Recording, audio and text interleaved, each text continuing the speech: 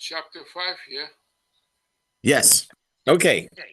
Welcome, everybody. Sunday, January 12th, for today's lesson in Tanya, specifically Shaar Hayichud Veha-emuna, the second section of the book of Tanya.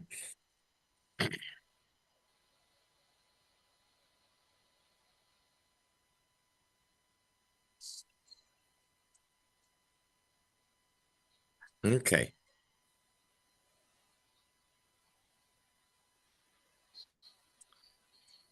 Where are we?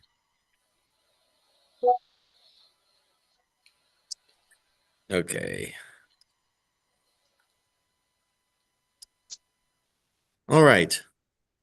So we're in chapter 5, and we're a little more than halfway. If you see in the standard edition on page 159, page 159. In in the middle, there are brackets that say, as is written in the portal of prophecy, and that's where we stopped. So now, on my notes, I'm going to start at number 5. We have a few points to review that we've said before. At the first stage of creation, remember there are 4 stages of creation. At the first stage of creation, called Atzilus, the lights are one with the containers. We said last time that there is no discernible entity other than divine light. I'm going to explain this a bit in the next paragraph. The spheres of each stage of creation has 10 spheros. Over here, we also refer to some of them as midos, attributes. And those are a 10-step process within each stage of creation.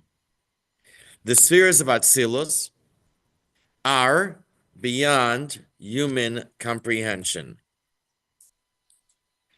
We said last week that even the prophecy of Moshe could only reach Atzilus as it was enveloped within Bria, within the second stage of creation. And we said even then, not Chesed and Gvura, number 4 and 5 of creation of Atzilus, but as it is through the lower spheres of Atzilus, the numbers 7, 8, and 9, Netzach, Hod, and Yesod.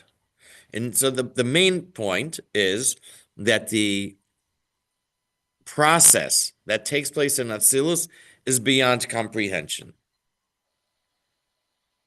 It appears that Chesed and Gvura are one with the containers, and they are beyond comprehension because there is no external force at this point that can impose itself on the light.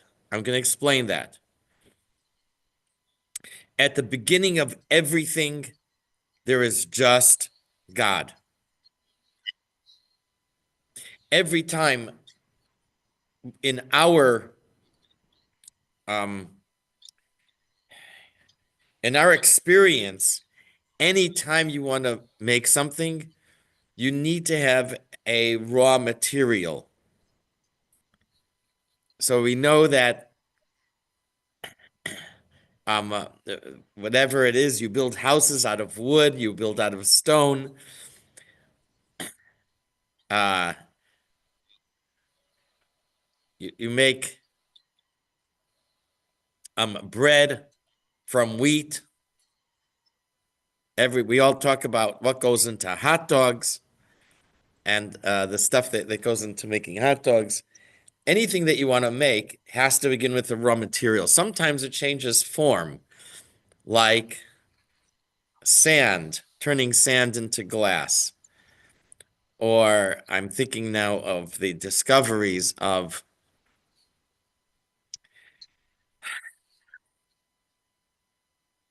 Or if we want to make ice, we need water, right? Yes, exactly. Um, Give me a second.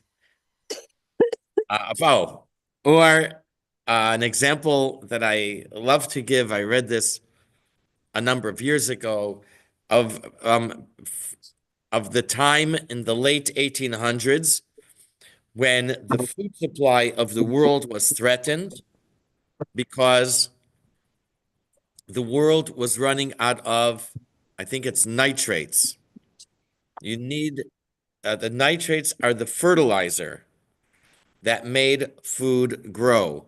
And the world was running short on nitrates. I think there were deposits left in Chile or something, and that was the last. And there was a scientist, he's probably either the father of chemistry or one of the pioneers, named Fritz Haber. Maybe some of you probably have heard of Fritz Haber. And he discovered a process how to make nitrates out of the air. I think the nitrogen in the air, I'm not sure. Don't remember. He discovered how to make nitrates out of just from the air, and that is and that gave us fertilizer, gave the world fertilizer to be able to grow food. It also gave the world what? Anyone know? Atomic bomb. Close. Explosives. Right. This is before the atomic bomb, maybe Right. Nitrogen. Right. 30, 40 years, but the explosives that were used in World War One, and they were used in World War One. I think there was a place in Belgium called Wipers, starting with a Y, Ypers. I'm not sure exactly how you pronounce it. And they did something and they blew up and I think killed 10,000 soldiers in one explosion. So, anyways, so he at least Fritz Haber, he what was his raw material was the nitrogen in the air, and from that they made they were able to make fertilizer, which is what you have today. And every few years we hear about an explosion and a fire, either somewhere in Europe or in Texas, of a fertilizer factory. So, in any case, they're starting with a raw material.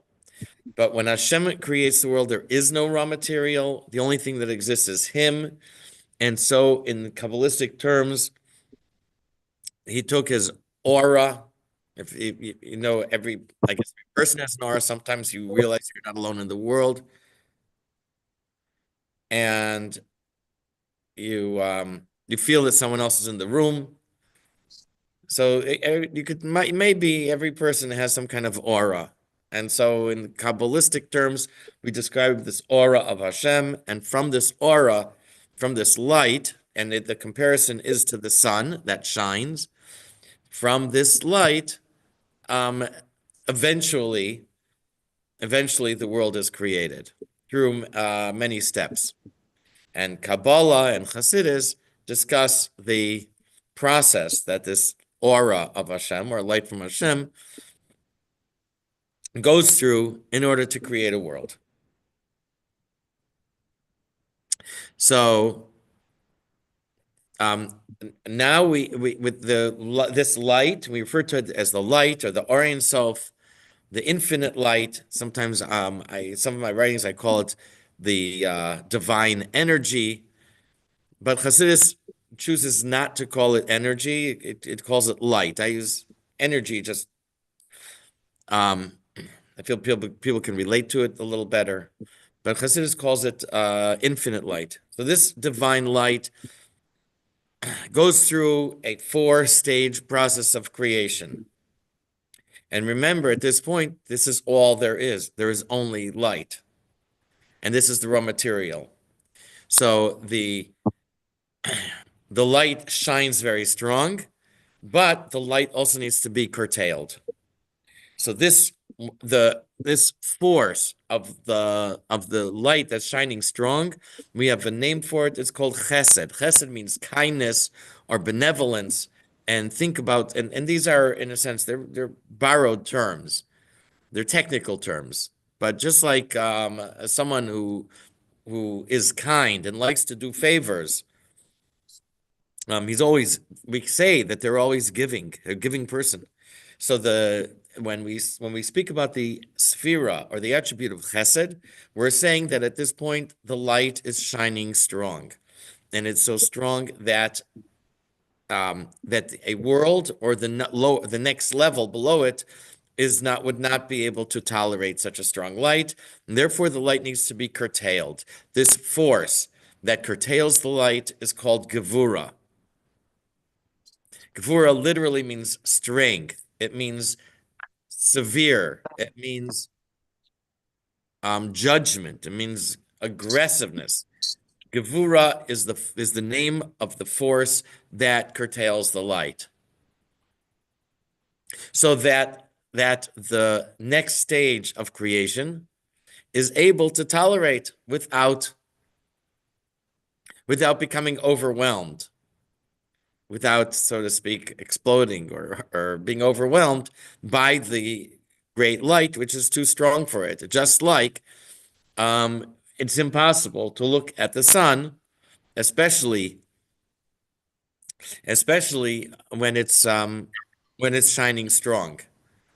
So a hot summer day, it's impossible to look into the light. Or if you come right now at this time of year, after 7 o'clock, and you drive east on Converse Street, you know what it's like. You know what I'm talking about. You're driving right into the sun at certain points as Converse Street curves and it curves right and left.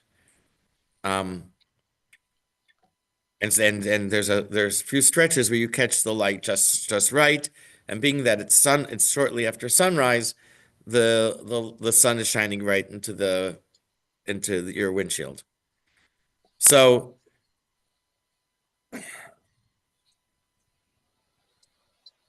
the issue here is that since all that exists is the light, there is no external force that can impose itself on the light and prevent the light from shining. So don't you need a filter? But there is nothing else. There's no filter. Nothing else exists. We're just talking about light. I'm going to read 6 again. I think I read part of it. I'm going to start over. It appears the that kripa? Chesed and Gevura are one with the containers, and they're beyond comprehension, because at this point there is no external force that can impose itself on the light. What about the kripa? I'm not sure if I'm What? pronouncing it. Kripa? How do you say Klipa? it? Yeah, kripa. There's no klipa here. Okay. There's no external force. There has to be an external force that is gevura, that limits the light, but there is no such thing as an external force at this point. So therefore, we say that chesed, the attribute of the light that shines without limit, and gevura, the attribute that limits the light, both have to come from within, from the light itself. This is a bit of an oxymoron, that the light itself, I guess, creates a self-limiting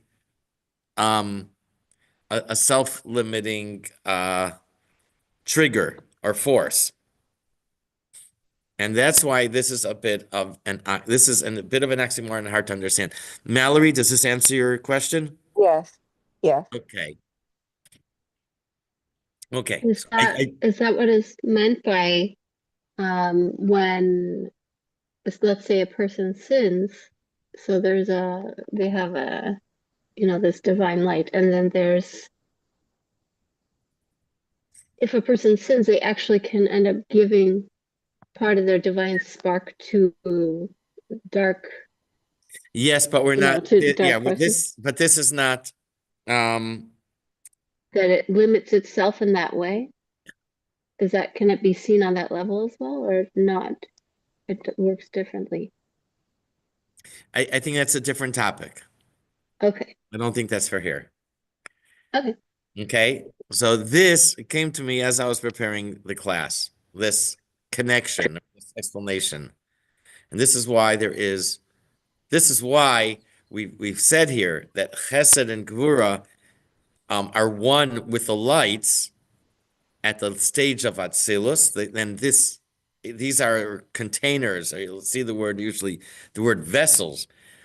In the first stage of creation, again, there are 4 stages. At the first stage of creation, at Atzilus, it says that the lights and the containers are one because there is no external force that exists to to have an effect on the light one way or another.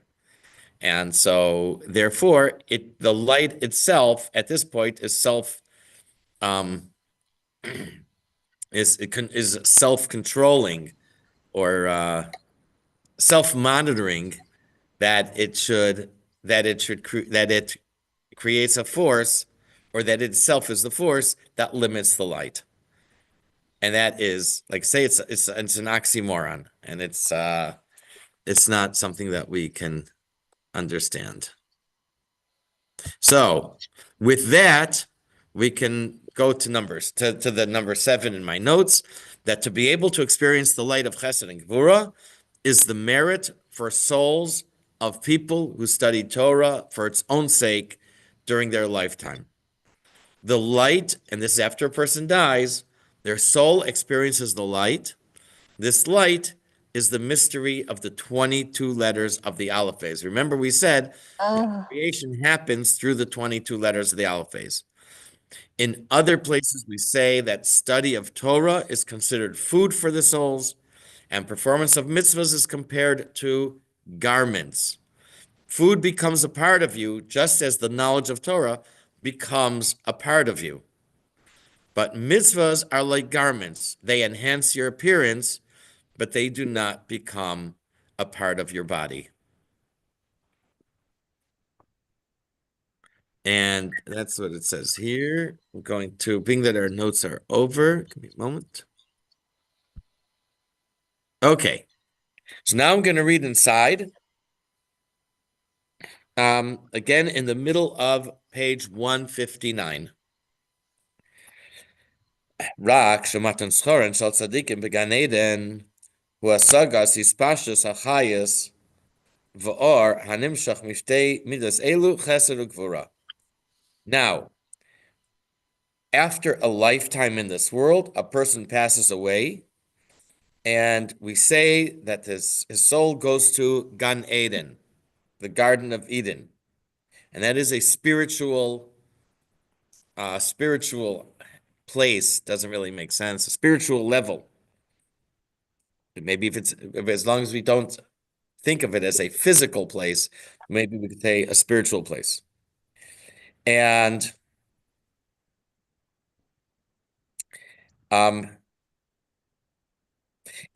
what is the reward for that the soul experiences?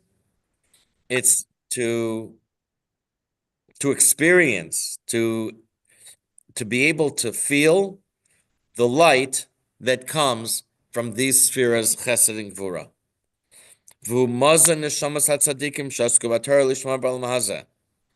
And this is what we call food for the soul of righteous people who study Torah for its own sake during their lifetimes. That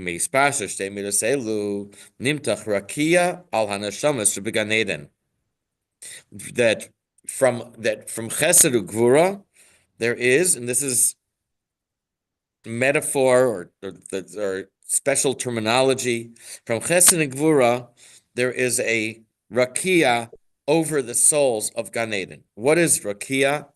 Rakia is always translated as a firmament. And when God created the world, on the second day of creation, he created a firmament. And being that I am the person who I am, I've looked up the word firmament several times in the dictionary, more than several times, and it was the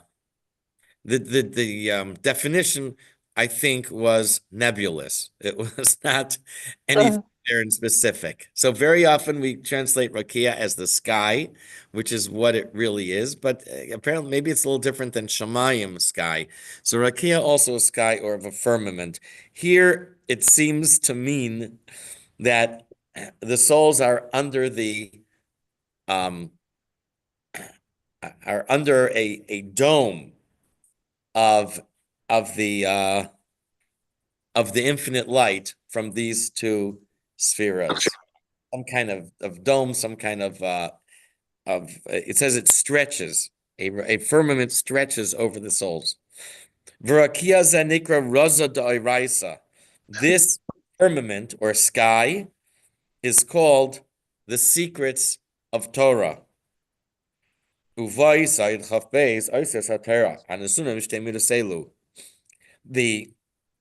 This sky contains, and I'm translating here, the mystery of the 22 letters of Torah given from these two attributes, chesed and gvura, benevolence and severity, or the force that gives and the force that curtails.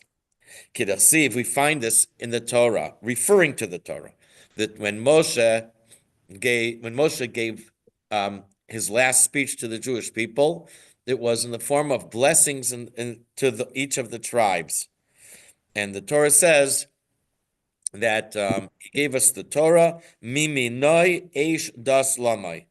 He gave from his right hand a fiery discipline.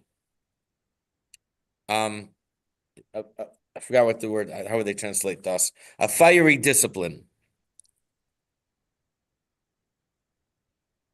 And it seems that mimi noi, from his right hand, the right hand is giving. This would correspond to the sphere of chesed. And eish das, a fiery discipline, or a fiery code. This would refer apparently to gevura, Left hand. the left hand, and the force that curtails and controls. Eish is a fire. Das is a code, a discipline that you have to live by certain rules. Both of these words are indicate severity, judgment, discipline, control, and gevura. From this rakia, from the sky, from this firmament, drips dew, which is food for the souls. Dahainu, meaning, what is the dew that is food for the souls? Knowledge of the mystery of the 22 letters of Torah. Letters of Torah. This sky, this firmament, is the mystery of das, what we call knowledge. The Torah is the food, sustenance for the souls in Gan Eden. And the mitzvahs that a person does in the world are the garments for the souls.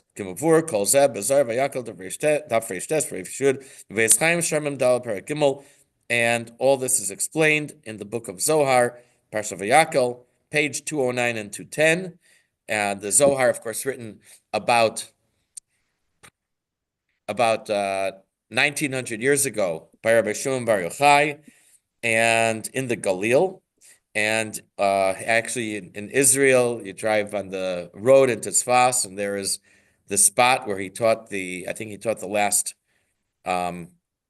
chapter of the Zohar over there as you're driving east. It's on the left side of the road. And also this is explained in the book of Eitz Chaim, which was given to us by the Arizal, who lived in the mid-1500s, and also in the same area in Sfas.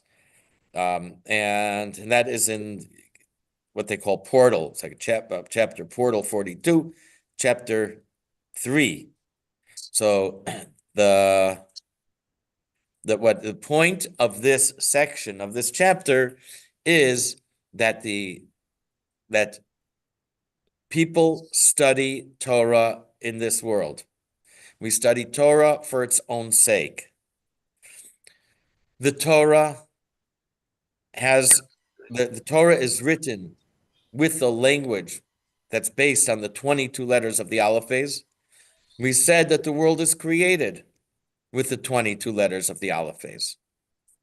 So these 22 letters of the alphabet by which the world is created, we say are channels for the infinite light.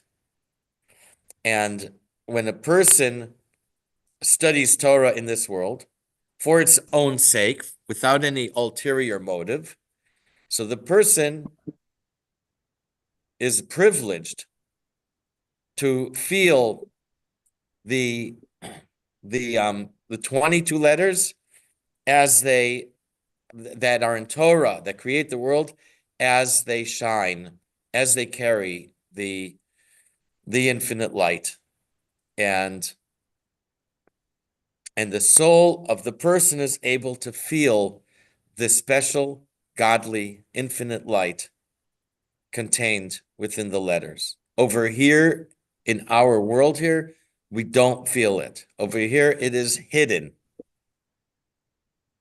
It's nistar. The light is hidden. We don't feel it in this world. But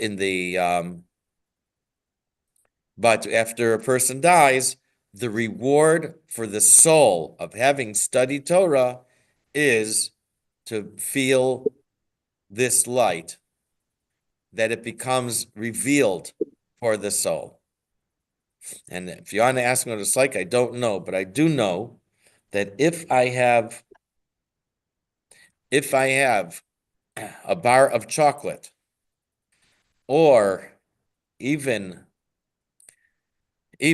a good hot dog on a bun with mustard and a pickle on the side, I know how good that feels. And I know if I go outside on a day like today and it's 20 degrees, just kidding. I know if you go outside on a warm day and the sun hits you, it can feel also. The sun itself, the warmth of the sun makes you feel good too. So if these things feel good, a good hot dog, all right, with mustard, or a piece of chocolate, or the sun, that it just makes you feel good. So it gives an idea how from this we can have a little understanding that just experiencing the Or Ein Sof, the infinite light, in some way, how good that must feel for the soul. And I don't know if I mentioned this. I mentioned it recently a couple times, but I don't know if I mentioned in this class. Try to explain to a Martian why chocolate tastes good, or why the hot dog or popcorn. Explain to a Martian why it tastes good. It's not something that you can give over. Very, very difficult. Okay, so to sit here and tell you why or how the soul really feels good by feeling the Or Ein Sof, the infinite light, is I think it would be a little challenging. But like I say, if we understand that there are things that just naturally feel good in this world, so we could understand that that the soul can feel good. Okay, I think Yeah, upon a time they would have said that how a good pipe tastes good, but that's a little dated.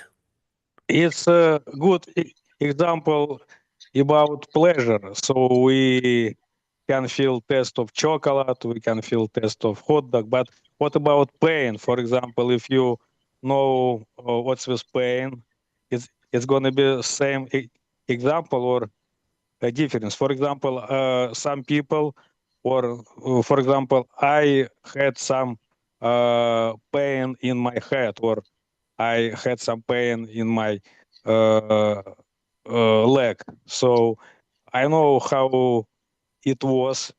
So it's going to be same idea what you explained about test of foot or not. I think so. I think it would be the same idea. Try to explain pain. Uh-huh. Same idea. Yeah, yeah, Same I got. idea. And there it would be. I think people have a better I don't, for whatever reason, I can't explain why, but I think if I tell people, with people here that committing a sin, God forbid, causes pain for the soul, and we all are familiar with the image of Gehenna, of hell, Mhm, Mhm. mhm. burning fires. I think we understand that, and everything there is metaphor. It's not in the literal sense. It's not in the physical sense. It's not fire that we know. But if we tell people for that the soul, it's very painful for the soul, I think people get an image in their head um of the fire, and maybe it's easier for them to understand. You're right. It is the same idea that Mhm. pain for the soul. Yeah. But when okay, in either in people's minds or in other or in many cultures, they think about the soul having pleasure. They imagine floating in the air and nice things floating in the sky next to a cloud, and there's nice images, nice things to see. This is not what the pleasure of the soul is. First of all, there's nothing physical. It's not a physical place or location. But aside from that, the pleasure is the light from God. Mhm. Okay? Yeah. Understood. Okay. Any other questions or comments before we go on? People Well, talk about having near death experiences and going towards this light and having this overwhelming sense of security and happiness and peace. There are yes. How it relates to Yeah. this, I don't know. Well, I could tell you that I think that having that, it's like pleasure of the soul that you were describing. maybe I think the pleasure of the soul is far beyond that. I think Yeah. this is just a little taste. I will tell Mhm. you, my cousin, who's my age, is or was a very dedicated motorcyclist. She she I'm not sure if she's still riding, but she's belonged to the Highway Riders, the motorcycle club in Chicago. Mm. She she's ridden around the country. Their group brought a Torah to a Torah saved from the Holocaust, I think, to maybe to Washington D.C. They rode to Tennessee to a school that had a big Holocaust project that became a national story, and they rode and thanked the school. And she privately has ridden around. And a couple years ago, she had her bike shipped to Maine. She flew to Maine and picked from Chicago. She picked it. They left it for her at a rest area. She picked it up. She told me she met two Hasidim in the rest area in Maine. She drove up to Canada. Um, and there she went to visit some of her cousins that she had never met before. She she pulled over on the side of the road near a farm, and she was resting, and a trailer pulled up and backed up into the dirt road of the farm, and then the driver of the truck didn't see her, Mm. and she got caught under the Oh, trailer. God. She sent me the pictures. She says she doesn't ride after 3 p.m. for safety. She wears full protective gear, and she was dragged along by the by the truck and trailer, who didn't see her, and as he was going in reverse, and people from the farm finally caught the driver's attention, and he stopped. And in the end, she wasn't injured, but it was very, very frightening. She sent me pictures, and she said at one point she saw she saw my mother, who I think was the year that my mother passed away, and she saw my mother. She said everything at one point became very, very peaceful, and she saw my mother, and my mother told her, "Don't worry, everything will be all right." That was her experience. And Mm. she said she was like screaming and that the guy should stop and so on. And she said at one point, just everything became very peaceful. Again, she wasn't physically injured. She had a little scrape. She wears some kind of protective gear that if you're in an accident, it inflates and Mm-hmm. gives you Oh. a an air bubble. Mhm. So, I'm not sure how much if she rides, how much she rides. And I will tell you, anyone interested in hearing a story, go to Mallory. I think we may have talked about it. Rabbi Alon Anava. He has a he has a, a story on Oh, YouTube. yeah. Um, he goes around and speaks. He's spoken. Let me see if I got the name right. Come on, So the letters, correct? Rabbi Alon Anava, and I watched one of his stories. Um, he has Yeah, he yeah, says, the short version is 2 hours. He said he can yeah, talk for. I'm gonna share the link.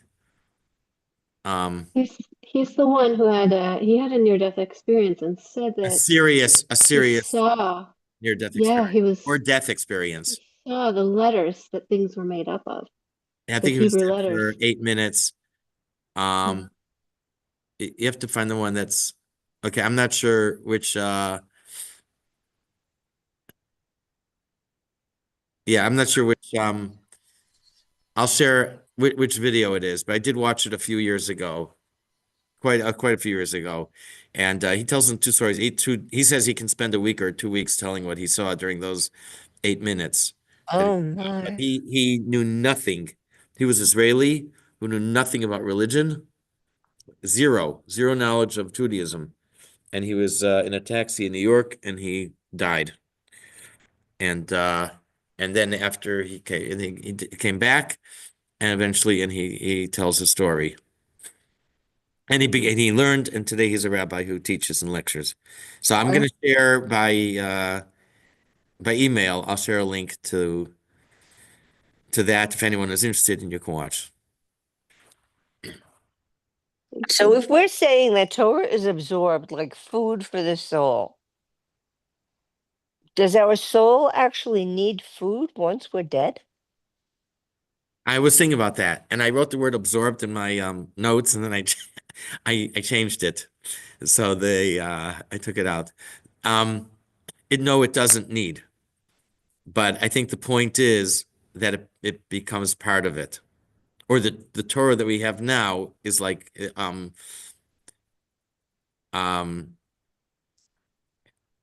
it becomes internalized into the soul. I think that's the point. Uh-huh. It becomes internalized Does it have to do Internal. with our purpose? with our purpose. Yeah, that 100%. our purpose is to, even after we've passed away, that our purpose is Our, to our continue purpose, our to study purpose is Torah. And our purpose is to feed the godly soul, to support the godly soul, and I don't mean feed like in the sense that Mallory asked, does it need food, but Hmm. to satisfy it, to make it happy, and to control the female soul. The